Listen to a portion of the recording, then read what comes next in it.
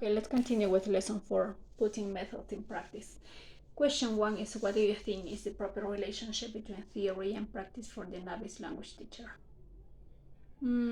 What I consider that a proper relationship between theory and practice is that at the very beginning, we focus on the language and they want to participate. But if I would have to make a planning lesson, what I would do is to have the material. No, the first thing is the material, and of course facilitates them with vocabulary that it's very useful for them, and vocabulary that they can remember. That this is true that I won't use my own language, no, for the translation, but you show them the picture and you show them what is it or what's the meaning. So, and after, showing the picture or in this on the screen, the words or the knowledge or the topic I'm working, they create the situations, or I just simply give situations to them and they put into practice, or they use this language using or working with the vocabulary they've got on the screen or on cards or on the book. No, this is what I consider. Okay, first. Question 2 is, can you master a teaching practice without understanding why it works? No, it is not possible. It's not possible because you need to practice and practice. And every time you are doing some activities, after you are realize what's wrong with this, or what can happen, or what could happen or have happened if I have or would have done this. No, sometimes you have a doubt about the methods that you are working. Okay, so it's really important to understand how it works. It's really, really important. Elena describes teaching as an active process. It is. It's an active process because every time, when you start the class or the lesson, every time they have to participate, as the teacher has to motivate them. Question 3 is, how would you describe language teachers?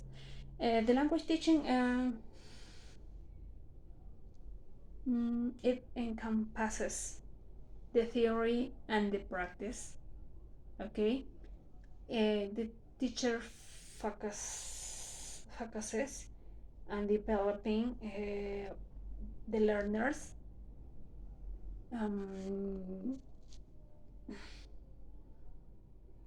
competence, the communicative competence. This is what the teacher should do. This is all what is for me the language teaching. Okay, developing the learner's communicative competences. Next, lifelong learning, and it's the last question that says, have you already noticed changes in your target language? New words, new spellings, new genres. For example, the internet has given rise a plethora of neologisms and new language practices. Yes, yes, it's true that in the past I have studied many lexical terms, but with the use, you forgot some of them. Yeah, you try to remember synonyms of them, but I think, yeah, I have lots of vocabulary to improve my daily life. Okay, because also when you're doing your planning, your lesson planning, you try to use simple words, not to facilitate the work. Yeah, but it's something that I need to improve. Now use more lexical terms because it's a very useful form to remember or to learn or to memorize new vocabulary. Question 2 is, what parts of the target language have you yet to master?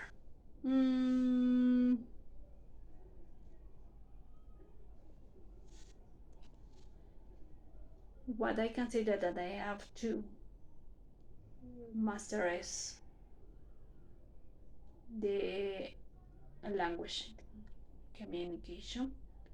It's the most important. Try to use the appropriate words, at the moment of explaining the lesson.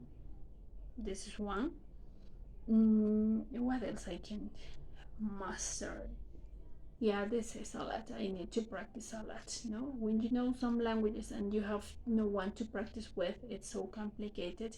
Because I know that I have uh, perfected my knowledge by acquire videos, estes areas in English, and it's easy for me because I understand what they're saying. But the moment of practicing the language, it's a really uh, issue at the moment I'm speaking, because sometimes the nervousness, sometimes when you're shy, yeah, you can do this. But this is something that I need to improve, and I hope in the future, be a better or master this target language. Thank you.